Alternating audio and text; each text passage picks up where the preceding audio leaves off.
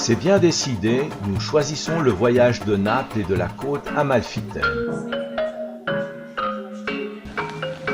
Chaque bagage va trouver sa place dans la soute du car. Les objets souvenirs d'anciens circuits attendent le suivant. Soyons attentifs aux consignes du chef. Alors maintenant, ce qu'on va faire, on va rouler. Et puis, si le temps me permet, faire le café Bûchard. Et après, on va essayer de trouver un restaurant parce que j'aimerais pas vous déposer à Naples, au port, et que vous vous perdez. Et puis qu'à 14 h, on n'avait plus que 3 personnes au lieu de 37.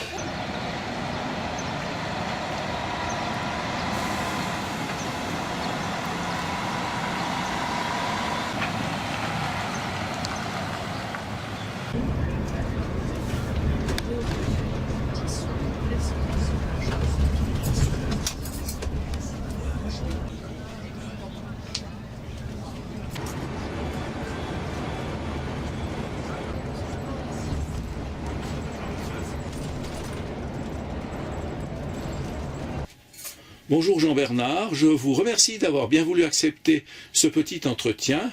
Au cours de ce voyage sur la côte amalfitaine et à Napoli, j'ai constaté que le métier de chauffeur, c'est pas seulement conduire. Est-ce que vous pouvez m'expliquer un peu quelles sont les qualités nécessaires à un chauffeur, respectivement ses activités?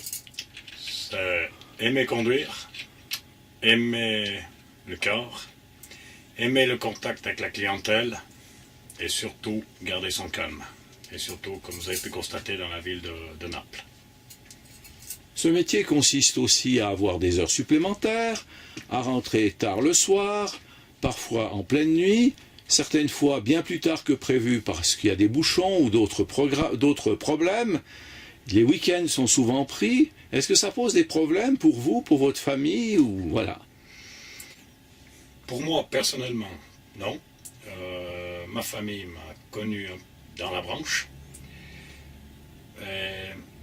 C'est clair qu'on est beaucoup soumis au transport de la clientèle qui ont congé le week-end.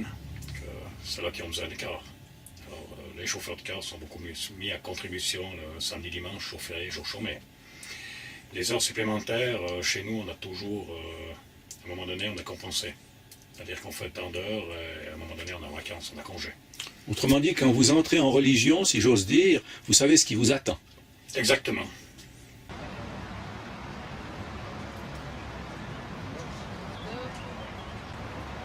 La cérémonie du café Bûchard permet aux participants de prendre un bol d'air, de se dégourdir les jambes plutôt que de s'asseoir à une table de restaurant et surtout de faire connaissance.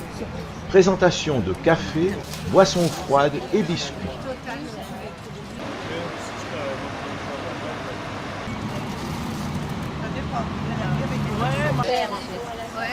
Je pense la même chose. Je fais des mots croisés. Alors moi, ça combine bien pour les bagages. Un plat. Ouais. Non.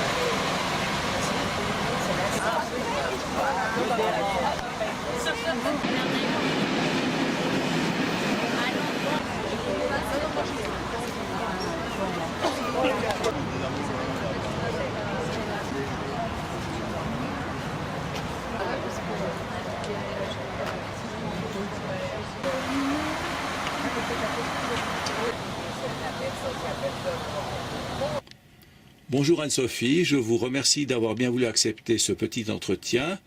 Vous qui avez participé maintenant à ce voyage sur la côte amalfitaine et qui nous avez si gentiment accompagnés, j'ai une première question. Depuis combien d'années pratiquez-vous ce métier d'hôtesse? Alors ça fait un petit peu plus de 3 ans que j'ai fait mon premier voyage, c'était en septembre 2010, puis j'ai fait d'autres choses entre deux. Vous avez fait passablement de destinations? J'ai fait une vingtaine de destinations depuis un peu plus de 3 ans. Oui. Et quelles sont les langues utilisées pour vous?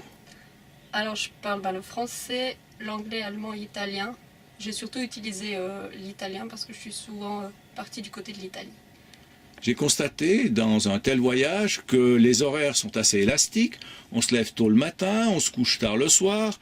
Dans la journée, on est bien sûr par moments assis dans le car, mais là, il faut faire des commentaires. Il faut parfois répondre à des clients pour des questions X ou Y. On distribue des boissons. Quand les gens s'endorment trop et que c'est le moment de les réveiller, on y va avec des petites chansons. Est-ce que pour vous, c'est quelque chose d'astreignant, de difficile ? Quand on commence ce travail, on sait que c'est un rythme à prendre. C'est vrai qu'on sait quand on se lève, mais la soirée, il peut y avoir plusieurs soucis. Mais ensuite, on s'y fait et puis ça va bien comme ça. Est-ce que c'est l'occasion de rencontres intéressantes ?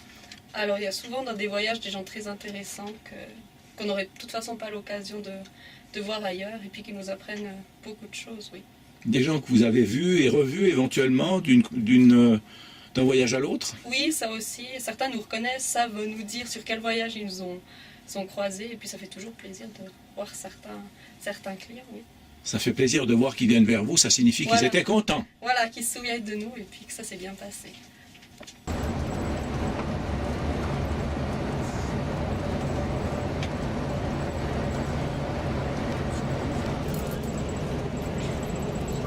Ici, on sert des jus de fruits.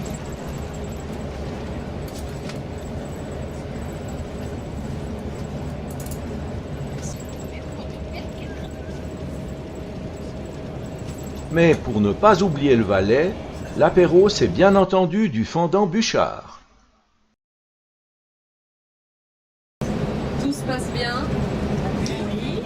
Une petite chanson avant l'apéro. Blanche brebis, quand j'ai demandé d'où venait sa peau blanche, elle m'a dit c'est de rouler dans la rosée qui rend les bergères jolies.